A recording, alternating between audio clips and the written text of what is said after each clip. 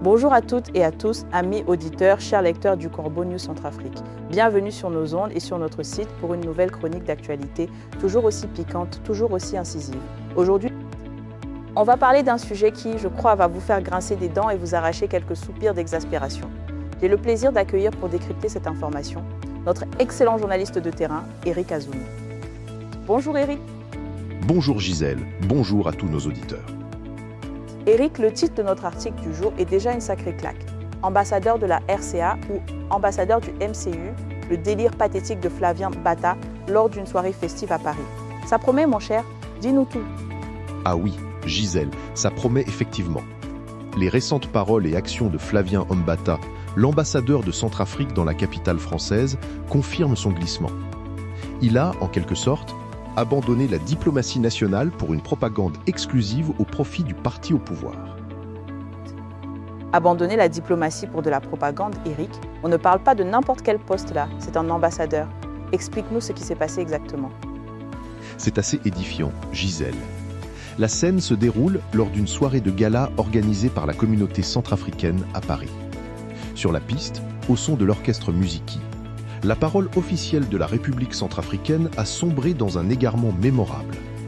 L'ambassadeur Flavien Mbata, au milieu de la foule, s'est mis à crier, de sa propre voix, en langue nationale, dans une attitude qui excède largement les devoirs de sa fonction. Il a invité avec vigueur les participants à le rejoindre pour danser, pour faire la fête et, je cite, « montrer à leurs ennemis que leur régime est toujours debout, malgré ce que les ennemis font ». Montrer à leurs ennemis que leur régime est toujours debout, mais c'est une absurdité. À quel moment un ambassadeur se transforme-t-il en chef d'orchestre d'une propagande aussi grossière en plein Paris, Eric? C'est irréel. C'est bien le problème, Gisèle. Ces propos, excessifs de M. Flavien Mbata sont d'autant plus irritants qu'ils interviennent à un moment particulièrement sensible. La ville d'Amdafok, à la frontière entre la RKA et le Soudan, est occupée par une bande armée. Une dizaine de civils centrafricains y ont perdu la vie dans ce tragique événement. Voir un haut responsable du régime s'adonner à la danse et tenir des propos aussi déplacés est tout simplement intolérable. On comprend pourquoi les Centrafricains ont l'habitude de dire, je cite, que ces gens sont arrivés au pouvoir par hasard et ils ne sont même pas conscients de ce qu'ils font. Par hasard. C'est une expression qui prend tout son sens quand on entend ça. Pendant que nos compatriotes meurent et que nos frontières sont compromises, monsieur l'ambassadeur fait la fête et c'est tout ce qu'il trouve à dire. Mais Eric, au-delà de ce scandale, comment un tel homme a-t-il pu devenir ambassadeur? Son parcours n'a pas toujours été des plus orthodoxes, n'est-ce pas? Non, absolument pas, Gisèle. Au sein de la diaspora centrafricaine et parmi les observateurs, la colère est immédiate face à ce comportement indigne d'un diplomate. Beaucoup rappellent le parcours de cet homme dont le long séjour en France était initialement dû à de lourdes raisons de santé. Arrivé en France pour se soigner, son état l'a contraint à y résider pendant 2 à 3 ans, le rendant indisponible pour un retour au pays. Il vivait même dans la clandestinité, sans papier, et la justice française lui avait même demandé de quitter le territoire. C'est durant cette période de vulnérabilité physique que les réseaux du pouvoir se sont battus pour le nommer ambassadeur. Et si Paris a d'abord refusé ce profil, les autorités françaises ont fini par accepter ses lettres de créance. Pourtant, les Centrafricains de l'étranger constatent aujourd'hui qu'il refuse d'agir comme l'ambassadeur de la RCA pour se comporter uniquement en agent du parti de l'empereur. Attends, Eric, je veux être sûr d'avoir bien compris. Un homme sans papier à qui la justice française demandait de quitter le territoire et qui était là pour se soigner a été nommé ambassadeur. Mais c'est de la pure folie. Comment nos partenaires peuvent-ils accepter ça? Et tu parles d'un agent du parti de l'empereur. On est donc loin de la diplomatie classique, n'est-ce pas? C'est là toute la contradiction, Gisèle. Et pour ajouter à cela, son penchant connu de tous pour la boisson n'excuse en rien des propos qui vont bien au-delà de toutes les normes diplomatiques acceptables. Pour la rédaction de CNC, cette situation fait remonter des souvenirs précis datant de 2015, lors du premier tour des élections qui allait mener le dictateur Faustin-Archange Touadéra au second tour contre Anissé Georges Dologuélé. À cette époque, Flavien Mbata était directeur de cabinet du président de la Cour constitutionnelle.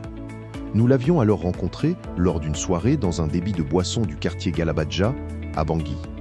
Déjà très éméché, il avait exposé sans détour son plan politique, confiant qu'il déploierait toute son énergie pour que l'un de ses proches parents, en la personne de Faustin Archange Touadéra, un Gbaka Manja, accède à la magistrature suprême.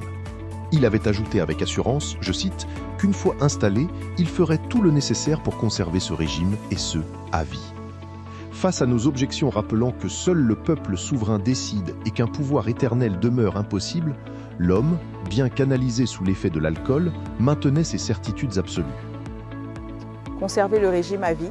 Ah, Éric, ce n'est pas un scoop pour nous, mais l'entendre de la bouche d'un futur ambassadeur, alors que le dictateur faussin Archange Touadéra n'était même pas encore au pouvoir, c'est glaçant. Cela montre bien que tout était déjà tracé, n'est-ce pas? Exactement, Gisèle. La suite des événements, facilitée par l'arrivée du dictateur Touadéra au pouvoir, grâce à des appuis français et au blocus stratégique imposé par les miliciens anti-Balaka, a donné réalité à ces confidences nocturnes. 10 ans plus tard, l'histoire se répète sur les pistes de danse de Paris, en appelant les Centrafricains à danser pour prouver à leurs adversaires qu'ils restent debout. Flavien Mbata recycle la même idéologie exclusive qu'il a proclamée à Galabadja. Le diplomate se réjouit ouvertement des stratagèmes politiques déployés par le dictateur Touadéra pour s'éterniser au pouvoir et maintenir le peuple sous sa coupe.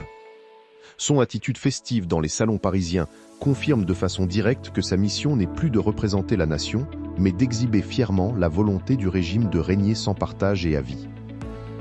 Régner sans partage et à vie. Le constat est terrible. Éric, c'est une chronique qui nous éclaire sur les coulisses d'un pouvoir qui ne se cache même plus. Merci beaucoup Éric Azzoumi pour ce décryptage précis et éclairant. Merci à toi Gisèle. Mes chers auditeurs, cet article que j'ai rédigé moi-même sous la supervision de notre directeur de publication, M. Alain Zilo, est à retrouver en intégralité sur le site de Corbeau News Centrafrique. Et pour toute information, n'hésitez pas à contacter Corbeau News Centrafrique par téléphone ou WhatsApp au +236 75 72 18 21 ou au 70 16 44 65. Merci de nous avoir écoutés et à très bientôt.